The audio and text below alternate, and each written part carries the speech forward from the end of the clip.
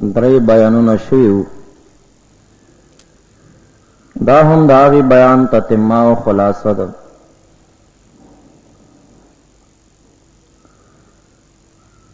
د خاوند حقوق په زنانو باندې د هغې متعلقه تفصیلي بیان شوی دی. د ننني بیان خلاصه د زنانو حقوق په خاوندانو باندې. یقینا که یو طرف ته بیبیانو د خاوندانو حقوق ته ندي کتلي، شریعت پیمال کړی دی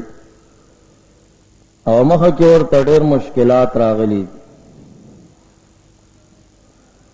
او د دې بالمقابل مونږ نارینه خاص کار اهل اسلام او بیا بالخصوص پښتانه د زنانو حقوق د خورو سره خوري کړي. که ووایم چې څومره حقوق د زنانو دي، په هغې کې په 10% کې پښتون خپلې ښځې ته یو حق هم نه دی ورکړی.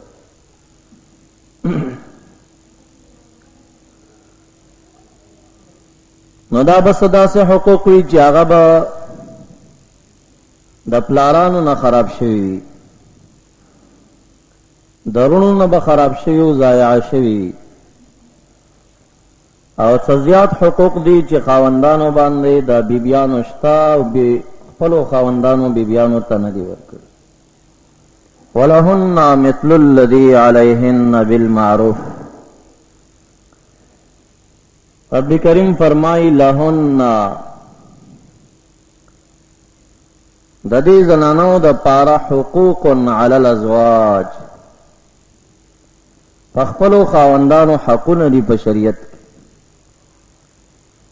مثل الذي فمثل د حق هغه باندې علیهن چې د خاوندانو په دې ښځو دي بالمعروف.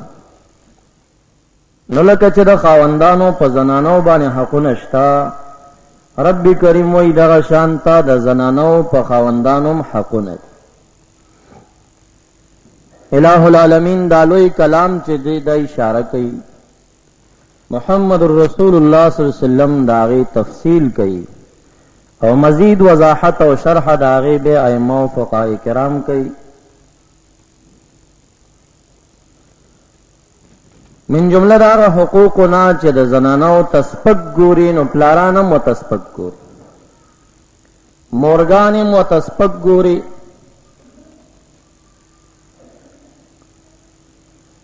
د چا چې زوی پیدا شي نو په دغه کور څومره خوشحالي وي،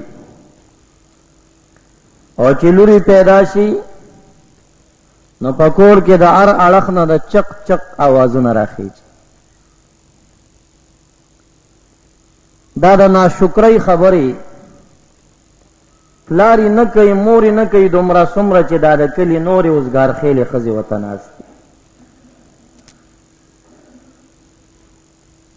او یو حدیث مبارک کې څوک دا نشي ښودی چې چا دوه زامن داسې تربیه کړل، غټې کړل، نو دا به یې شفاعتګر وي او جنت ته به ځي. لیکن د جنکو متعلق محمد رسول الله صلی الله علیه وسلم فرمایي چې کم مور او پلار دوه جنکۍ غټې کړي په صحیح تربیې سره، دغه جنکو د تربیې د وجې نه دا پلار به الہ العالمین جنت ته داخلوي، دی جنتي.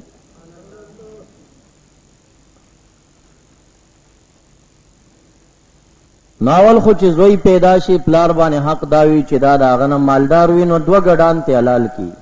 عقیقه کی، ذبیحه نسیکو کی، او د لور نه یو ګډ حلال کی. کبھی یاد دو وس زیات نوی نو یو خودتے حلال. نن سبا دا حقوق پلاران د بچو نه پوره کوي، او چې کوم را کې شیخان دي څنا څه حق پوره کوي، نو هغه په زوی باندې عقیقه کوي خو په لوري نه کوي. نو دا اول نه دی لور تسپک کتلې کېږي په کورونو کې، ناشکره او د ناشکرۍ په انداز باندې لور ته نگاه کېږي. بیا چې کله دا راغټه شي پیغلتوب ته نږدې یا غټه شي د ورکړې ټیمې راشي د مور او د پلار د خوانه په دې مظلومې زنانه باندې دویم ظلم دا وي چې د دې سره مشوره نه کیږي بغیر د مشورې د دینه دا چاته په نکاح ورکولی شي دا لوی ظلم دی او دا داسې ظلم دی چې مسلمانان یې کوي لا کفار یې نه کوي کفار بیا هم زنانه ته د ازدواج او د مناکحت یو اجازت ورکوي چې دا څوک خوښ وي په نکاح خلی ودي دا قانون د هغوی نه دا زمونږ د شریعت قانون دی چې بیبي به خاوند ځان ته په خپل طبیعت باندې خوښوي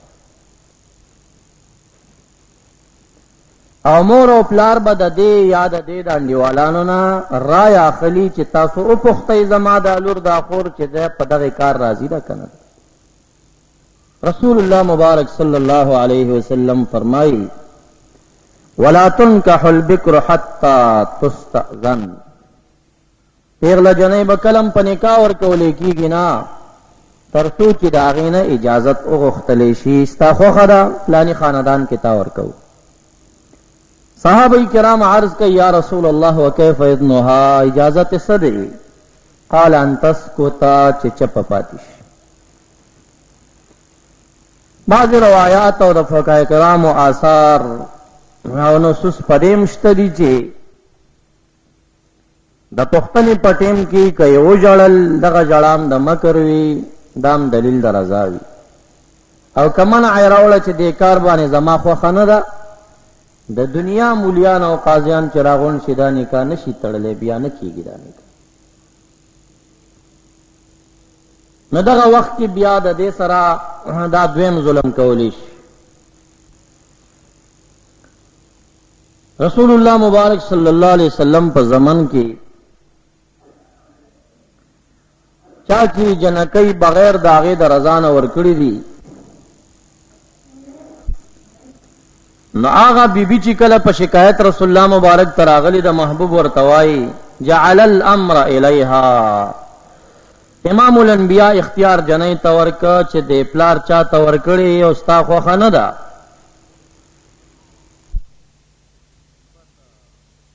اختیار ستا دی چې نه قبل نکاح دې نه کېږي هغې وی زما اجازت دی پلار ورکړی زما خوښه ده وما دا خبر دی د پاره وکړه لكن اردت ان اعلم النساء ليس للاباء من الامر شيء ما دا پختنه دی د پاره وکړه چې د تمام امت محمدی بیبیانو ته دا مسله ښکاره کم چې د جنۍ په نکاح کې د پلار اختیار نه د دی اختیار دی رسول الله مبارک ته وی پلار مې ورکړم زما په خوښه ده خو ما دا پختنه دی د پاره د صحابه د وړاندې وکړه چې دا ټول خلکو ته دا مسله واضحه شي چې دې کار کې اختیار د ښځې دی خاوند به یې ورکوي خو مشوره به د هغې وي ورکوي نو دا هغه دویم حق د دې د ماشومتوب نه بعد په ورکه کړې د پلار د خوا نه ضایع کېږي ورکولی شي د خاوند کور ته لاړه شي د خاوند د خوا نه حقوق ضیاع شروع شي اول په پښتنو کې لوی حق چې ضایع کېږي د مهر نه ورکول دي کم مهر چې وټاکلی شي هغه بیا نه ورکوي پردی حق باندې ګونډې ووهي حیانا کې پښتنې زنانه دي خپلې غوښتې نشي اور رب کریم فرمائی آتوا النساء صدقاتهن نحلا بیبیانو ته مهرونه ورکوي د دوی په عطیې هبې سره فإن طبن لكم عن شيء منه نفسا فكلوه هنيئا مريئا که په خوښۍ د نفس سره یې څه د تفریح ښودل معافي کړل خاوندانو خورئ بیا پکې ګناه نشته پاک لذیذ دي اور رسول اللہ مبارک صلی اللہ علیہ وسلم فرمائے ایما رجل تزوج امرأة على ما قل من المهر وكثر وليس في نفسه أن يؤدي إليها حقها خدعها فمات ولم يؤدي إليها حقها لقى الله يوم القيامة وزان کم یو سړي چې نکاح وکړه په لږ مہر یا په ډېر مہر، د نکاح نه بعد یې وویل چې دا پیسې به زه نه ورکوم، دوکه یې د بیبي سره وکړه، مړ شه او د بیبي مہر یې ورنه که، ورځ د قیامت کې چې پورته کېږي د زناکارو په صف کې به ولاړ وي، د نکاح والا صف کې به. نو د خاوندانو کور ته د تلو سره اول حق چې د بیبیانو ضایع کېږي نو هغه د دې مہر نه ورکول دي. چا چې مہرونه نه یې ورکړي ادې ورکړي، یا دې هغوی ته سوال وکړي چې ما ته د خپل مہر معاف کا، یا اوس غریب یم ما ته یو څو شپې مهلت راکا. چا چې در باندې قرض وي قرضداري ته څنګه پسته خبره کې، خو ګونډه پې نشي والی که نه، هغې در نه غوښتی شي، نو یا ورکې پیسې یا ورته په پسته خوله سوال کې چې ما ته څو ورځې صبر وکړه. نو دا شان د دې در باندې قرض دی، دا قرض به د غره نه لوړ په ځان مني او د سوال په طریقه به د دې تاخیر ته غواړي چې اوس نشته ما ته صبر وکړه، بیا د هغې خوښه چې پرېږدي درته وکړه در نه یې غواړي. دویم حقوق چې هغه خاوندان پښتانه وغیره د زنانو سره په هغې کې ډېر زیاتې کوي، عدم تزیین د نفس دی. د زنانو نه ډول سنگار غواړي خو دی د زنانو دپاره ځان نه ښایسته کوي چې څه تبار ښه خیرن شي نو بیا کور ته راشي، داسې نه کوي چې دام زړه لري، دې نه خو زه ښکلې جامې غواړم، ډول و سنگار ته غواړم، خو دام په ما باندې حق لري، ما نه به هم ډول و سنگار غواړي. عبدالله ابن عباس رضی الله تعالی عنہ بویل انی لاتزین لامراتی کما تتزین لی، زه خپلې بیبي ته دومره ځان سنگاروم لکه دا چې ما ته ځان سنگاروي.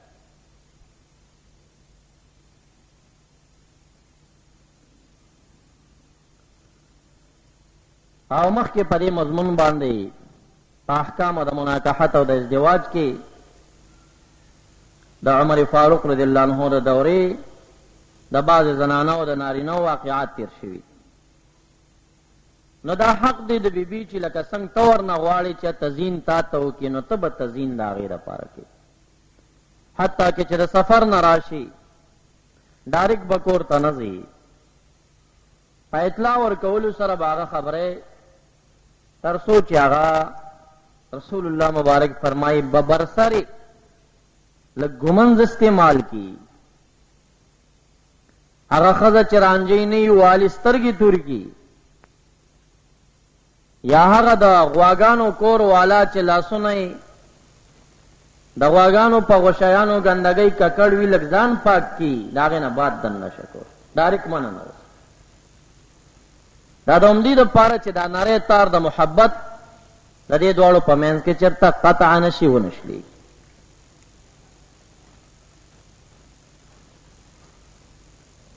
بل حق چې پښتنو کې عام خور شوی دی،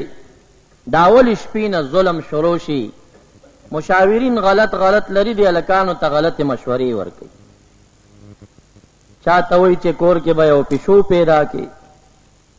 په دې اوله شپه به د هغې نه یو شړق پورته کړي په امسا باندې یو څو ګزاره به یې ووایي، چا کې دا چې نه اوچ په وچه په ناحقه به د دې نه یو څو شړقه پورته کړي، دا به ټول عمر تا نه یریږي، دا به کېږي، دا نه. شریعت تا ته دومره حق درکوي چې په اوله شپه باندې کمرې ته دننه کېدو په ټیم کې بیبي به د سر د ویښتانو نه ونیسي، ناسیه د دې سر د ویښتانو نه به یې ونیسي، داسې معمولي شان به یې ځان طرف ته راکاږي. حدیث مبارک کی راضی اذا تزوج احدکم امرأة فلیأخذ بناصیتها، چا چې کله بیبي په نکاح واخیسته د هغې د ویښتانو دا مخکینی حصه دې ونیسي را دې کوي. د دې خبرې نه خلکو پیشو مړه کول جوړ کړل او د دې نه یې د امسا حوال جوړ کړل او څپېړې جوړ کړې، څپېړې نشته. ویسم الله عز وجل، بیا دې بسم الله ووایي، ولیدعو بالبرکه، نو برکت دعا دی وغواړي، وليقلوا بيدي اوي اللهم اني اسألك من خيرها وخير ما جبلتها عليه. خدای د دې خیر درنه غواړم او خیر هغه چې تا دا پاغه پیدا کړی دا هغه ټول خیر درنه غواړم. واعوذ بک من شرها او د دې د شر نه پناه غواړم پتا سره. وشر ما جبلتها علیه او د شر هغه نه چې تا دا په کم طبیعت پیدا کړی. الہ که په بیکاره طبیعت دې پیدا کړی دا بیکار بد اخلاقی نه پناه غواړم او که په نیکو اخلاقو دې پیدا کړی نو هغه نیکو اخلاقو باندې د هغې د خیر دعا غواړم چې ما سم خوش اخلاقه وچلی. دا بوش د هغې نه بعد دومره حق دی ورباندې شته چې د صحابه کرامو په نصوصو کې شته چې ځان پسې به په 2 رکعاته مانځه ودرئ. عبدالله ابن مسعود رضی الله عنه یو سړی واده شپه ده نو هغه ته نصیحت کوي.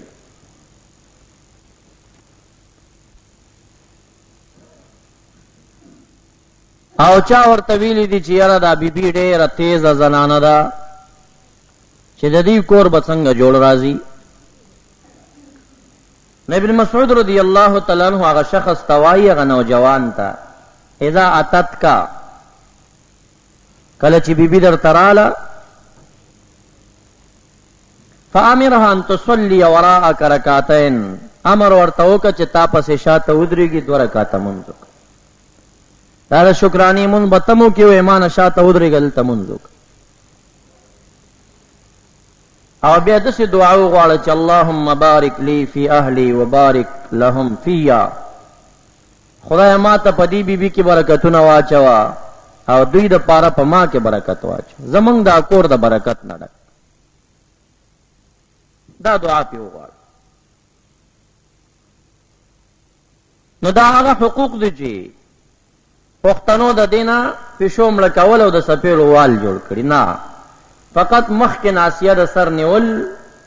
او په 2 رکعاته مانځه باندې ورته امر کول. دغومره حق ستا پشته چې دا ورته ووایي. نفل خو ته په زوره پې نشي کولی خو په دې شپه ورته ویلی شي چې 2 رکعاته وکړه.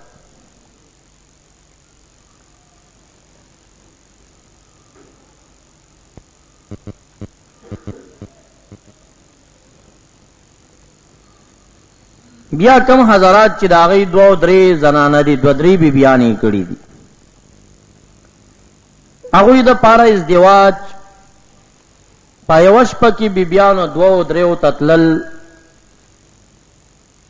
نو په هغې کې دوی د پاره دا پکار چې د یوې بیبي نه بعد اولامبي د هغې نه بعد چې کم دی د بلې بیبي کوټې ته لاړ شي. که بیا د هغې وس نه کېږي نو اودس خو دې وکړي. اذا اتا احدكم اهله ثم اراد ان يعود نبی علیہ السلام ای څوک بیبي ته ورلل اراده د بلې بیبي ته ځي فليتوضأ بينهما وضوءا پمنځ د دواړو کې دی اودس وکړي. او په دویم روایت کې دا راځي چې رسول الله مبارک په چې کله اراده دا لرله چې مختلفو بیبیانو کوټو ته به لاړ شي نو پمنځ کې به غسل وکړه بیا به بلې کمرې ته لاړه.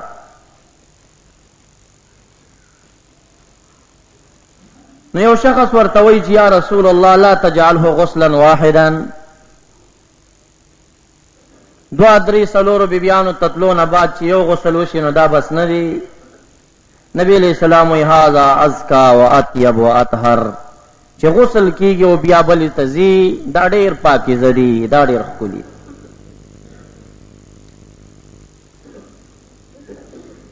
دا خو هغه چې د چا 2 خاوندان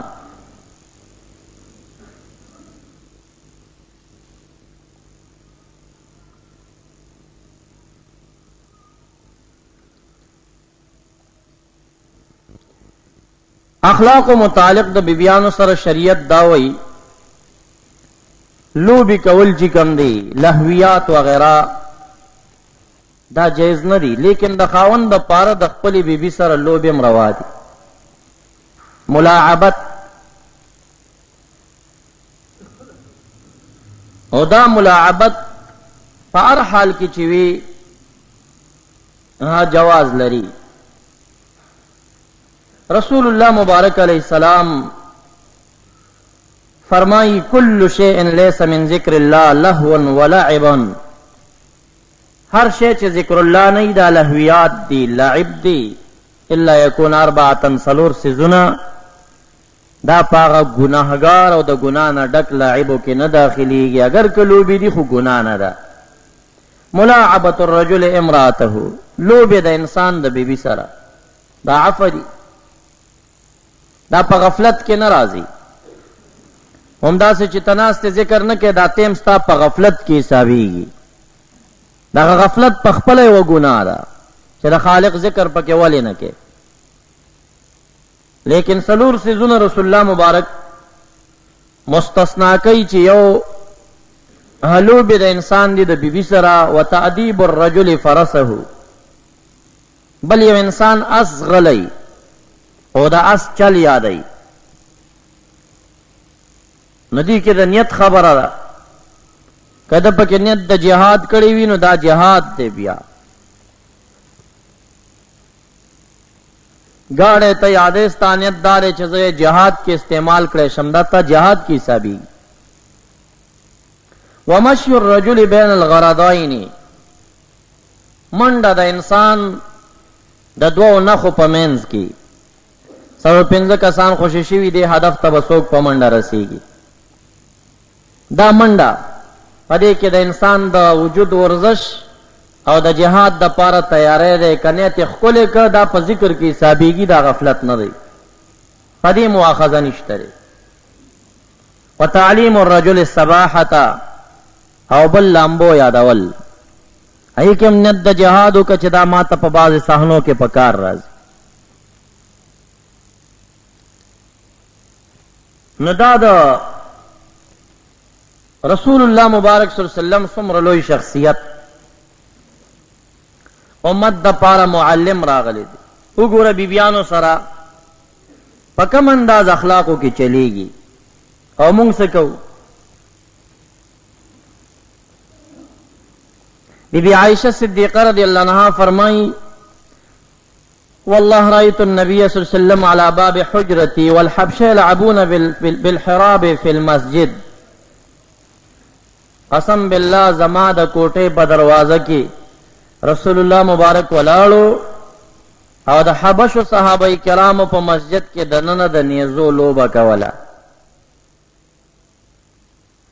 مسجد خو عبادت تا جوڑ دے، لیکن یو سڑے پا مسجد کے دن ٹریننگ دا جہاد کئی نیزی یو ڈال لاس کی نیولی زان بچ کئی ابل پہ گزار کئی، دا پا مسجد کے دن نم روا دی ٹریننگ دا جہاد۔ نو حبش صحابہ کرامو پا نیزوبانی لوبی کئی، یعنی ٹریننگ دا جہاد کئی۔ ما تا رسول اللہ مبارک ویل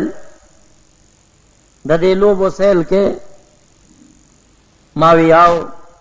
ورسول اللہ صلی اللہ علیہ وسلم یسترنی بردائیہی، امام الانبیاء علیہ السلام میں ما تا دا خپل صادر پردک او شاعت زپٹ اکلما لانظر الى لعبهم چا دے حبشیانو دا لوبا اگورم چا ٹریننگ سنگا کئی۔ بین اذنہی و عاتقہی، ما خپل سر راواخست دا نبی علیہ السلام دا اوگا او غاڑا دلتا شاعتا ادریدم دیزی کی راتا نور صادر پردکا دا دیزی نبا ما قتل حتی اکون انا اللتی انصرفو، آغا وقت پورے برسول اللہ مبارک ولاړو سو بچے ما ویل چے بس زمن اور بستے دبا نو ویل چے زدر نظم نا زب چے ستڑی شم پدے سیل بانے بیا بدارانا لاړ۔ دادا محمد رسول اللہ صلی اللہ علیہ وسلم بی بیانو سرا اخلاق دی، ملاعبت دی۔ یوزل رسول اللہ مبارک ورطوئی گور امام الانبیاء بی بیانو سرا سا اخلاق کئی، انی لأعلم اذا کنت عنی راضی و اذا کنت علی غضبی، اے عائشی بی بی تا چی مانا کلا مرورم زدر بانی پوئیگم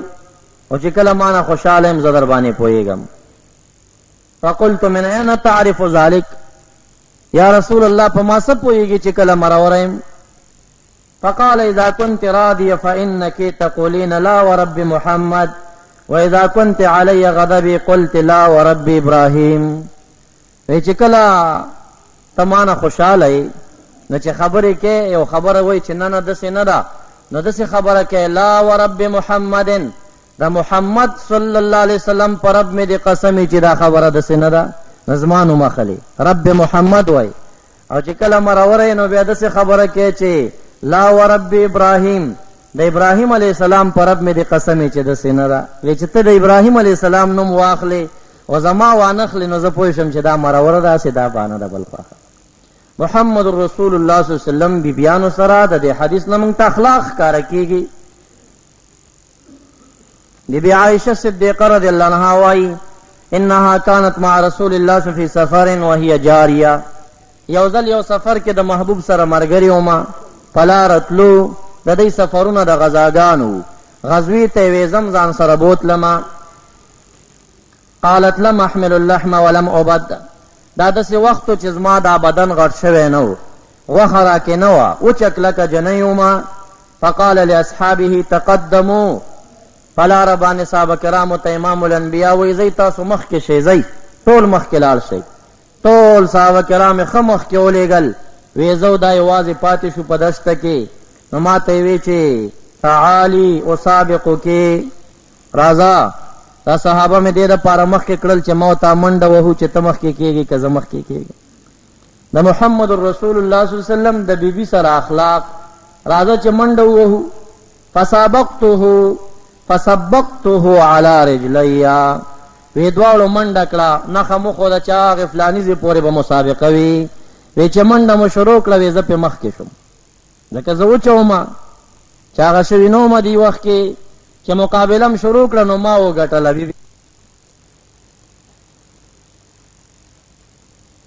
بیا زه چې هغه شوې ومه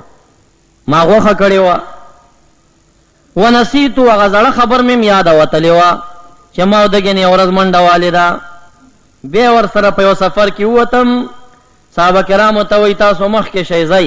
ټول یې ښه مخکې ولېږل وی ما ته یې وویل تعالي اسابقو کې راځه چې دواړه منډه ووهو ونسیت الذي کان هغه زړه خبر ما نه یاده وتلې وه او دې وخت کې زه چاغه ومه ما ورته ویل کیف اسابقو کې یا رسول الله وانا لا هذه الحال زه به تا سره څنګه منډه ووهمه خو ښه ګورې چې زه چاغه یم منډه نشم والی وی ما ته یې وی چې لتفعلن خامخا لتفعلن را کار به کې منډه به وهې را سره وی چې منډه مو واخیسته فسبقني محمد رسول الله صلی الله علیه وسلم را باندې مخکې فجعل یضحکو چې ښه لرې لاړه هلته راته ولاړو ما ته یې را کتل او خندلې او راته یې ویل چې هذه بتلکا السبقه ایا ورځ چې رانه مخکې شوي وي بدل مې درنه واخیسته دا د هغې بدل محمد رسول الله صلی الله علیه وسلم اخلاق د بیبیانو سره د حدیث نه موږ تاسو ته ښکاره کېږي یو ځل رسول الله مبارک راغی د غزوې د تبوک نه یا د حنین نه عایشې بیبي مبارکه وایي چې زما کوټه وه او په دې کوټه کې هغه مخفي شانته خزان خانه یې جوړه کړي دروازه یا پرده ورته پرته بعضې ضروري سامان په هغې کې دننږدي هغې ته صحوه وایي په عربۍ کې وی باد راغی چې باد راغی نو دا پرده یې داسې اوچته کړه فهبت ریح فکشفت ناحیة الستر عن بنات لعائشة لعبا دا پرده باد چراغی نو زما دا کمره کې دننه چې بله وړه کمره وه د هغې دا پردی چې ووهل هغې کې دننه وې زما ګوډیانې پرتې وې بی عایشه صدیقه رضی الله عنها وی زما ګوډیانې پرتې وې دی ولیده ما ته وی ما هذه یا عایشتو دا څه شی دي قالت بناتی دا زما لورګانې دي عایشه بیبي ورته وایي دا ګوډیانې چې کم دي دا د جنکو دپاره دا روا دي تصویر ناروا دی دا صرف د جنکو دپاره د ګوډۍ په شکل کې که جنۍ جوړی څه دا روا دي شریعت د دې جواز ورکړی دی علت پکې څه شی دی تاسو به یو هلک هم نه یې لیدلی چې هغه د ګوډیو لوبه کړي دا ټولې جنکۍ کوي او دې کې د ماشومانو د تربیې تعلیم وي دا اوس نه په دې عادت شي چې ماشوم تربیه کول غواړي نو دا جایز دي ما ته وایي دا څه شي دي ما وی دا نو زما لورګانې دي ورأى بینهن فرسا له جناحان من رقا وی دی ګوډیانو په منځ کې زما یوه ګوډۍ وه د آس په شکل وه او دوه وزرې مې هم ورته جوړې کړې مې ما ته وی چې دا څه شی دي قلت فرسی دا مې آس دی وی ویل وما الذي علیه دا د پاسه پې دا دوه داسې څه شی جوړ دی قالت جناحان دی وزری دی. رسول الله مبارک وی چې ما اسمعت ان لسليمان خيلا لها خا و ما تل فرس له جناحان. عجیب خبره ده، اس دی وزری لري، مون خلانه دی اوریدلی چې اسم چته وزری لري. قالت ما سمعت ان لسليمان خيلا لها جناحا. نو عائشہ بی بی ورته وی یا رسول الله تا نه دی اوریدلی چې سليمان علیہ السلام یو اس لرلو وزری لرلی. قالت فضحك حتى رأيت نواجزه. محمد رسول الله صلی الله علیه وسلم خندل، دومره خندل چې د جامع غاخونه ښکارا شول. پشمار یو څو احادیثو کې رسول الله مبارک دومره خندا کړي چې د جامع غاخ معلوم شوی. نور داغه حالت اکثری تبسم او आवाज بنو پکې پښوندو مسکاوا. کوم روایتو کې چې دومره خله مبارکه خندا کې آزاد شوی ده چې د جامع غاخ کار شوی، هغه صحابه کرامو ټول په نخښه کړي دي چې دیږي کې دومره خندلې. خندا قاقا خو تمام عمر کې محمد رسول الله صلی الله علیه وسلم نه ده کړی، هغه ناروا ده.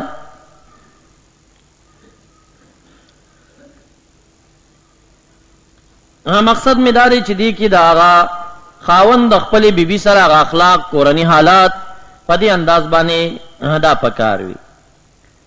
دا شان رسول الله مبارک صلی الله علیه وسلم فرمایي خیرکم خیرکم لاهله وانا خیرکم لاهلی.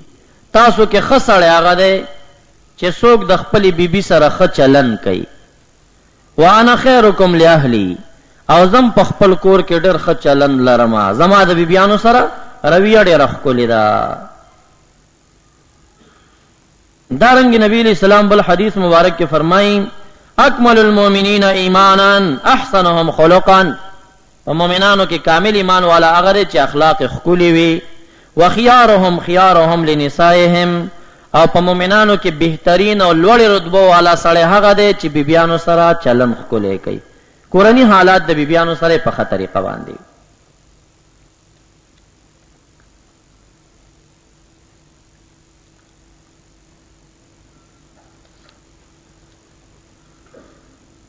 دارنګې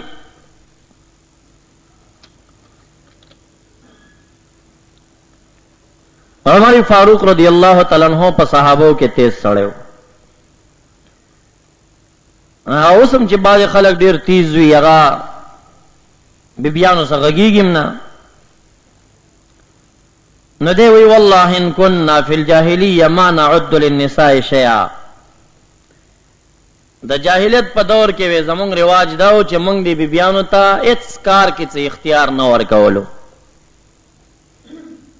مونږ به دا بیخي وینه چې ګینې بیبیان هم څه اختیار لري یا دوی څه حق لري، نه دوی ته موږ څه اختیار نه ورکو. حتی انزل الله فیهن ما انزل،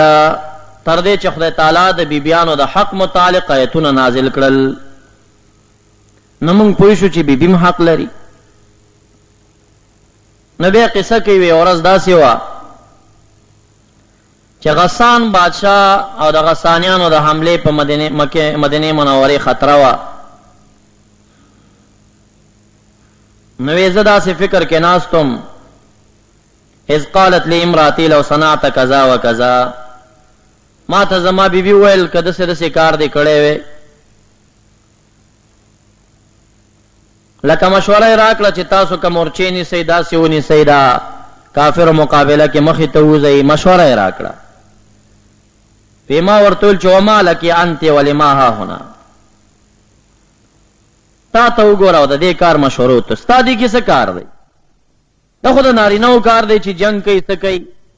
دې کار کې تا خبره ولې وکړه؟ ما ته زما بیبي ویل عجبا یا ابن الخطاب، اے د خطاب زویا، اے عمر صاحب تعجبی خبره ده. ما تريد ان تراجع انت وان ابنتك لتراجع رسول الله صلی الله علیه وسلم. تا ته خو موږ یو خبرم نشو کولی، او ستا لور بی بی عائشه صدیقه تا محمد رسول الله صلی الله علیه وسلم ته ورکړی ده، او هغه محمد رسول الله صلی الله علیه وسلم ته د خبرو جوابونه ورکوي، او تا ته موږ خبره نشو کولی. حتی یذل یومه غضبان، داسې وخت راشي چې عائشه بی بی او رسول الله مبارک یوه شپه سره مروري په کور کې، سبا بیا پخلای. دومره تیزه خبره ورته کړي. دیوی چې خاص ما لورم رسول الله ته جواب ورګرځي وی یاو دا خو قرآنی حالات تډېر غصې نه صادر راواخست اخذت ردائی ثم انطلق رالم لور بی بی صفیہ رضی اللہ بی بی عائشہ نا بی بی صفیہ رضی اللہ عنہ دا رالم بی بی صفیہ رضی اللہ عنہ کرا اور تمویل چه انکی لتراجعین رسول اللہ حتی یظل یومه غضبان تا رسول اللہ مبارک تا خبر جواب ورکے کل کل در نیور مروروی فقالت انا والله لنراجعنا وقسم بالله من خو قرآنی خبری دی کل کل جواب ورکو یو شپه مروریو سره عمر فاروق رضی اللہ عنہ ورتوائی زخدای پا ذات میری قسم وی اے بی بی صفی ماتا دا امام الانبیاء خدمت تور کری او که محمد رسول اللہ در نخفشا نو رب ذوالجلال بدن ناراض و خفوی میں بیا روتا منوری بی بیانی وی بی بی عائشہ صدیقہ رضی اللہ عنہ تمی ویل چه ما تا چاویلی تاسو محمد رسول اللہ تا جواب ورکوی وی راتوی چی عمر صاحب نور کار پاتی شو زمنگ و دا رسول اللہ مینز کم خبری که دی کستا سکار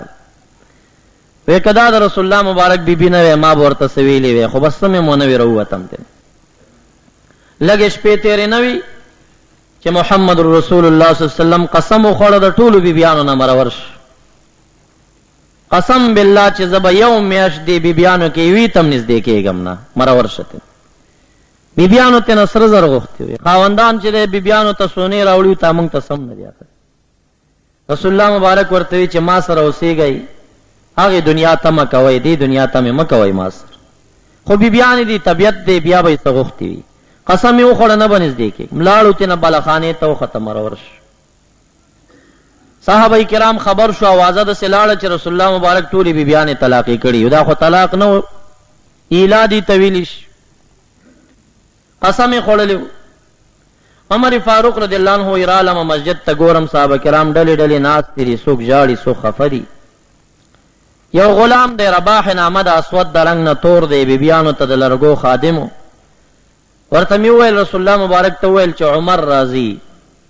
هغه ورغه نبی علیہ السلام ته وی چې عمر اجازت غواړي کې اجازه واپس راغی وی نبی اکرم صلی الله علیه وسلم دومره خفه دی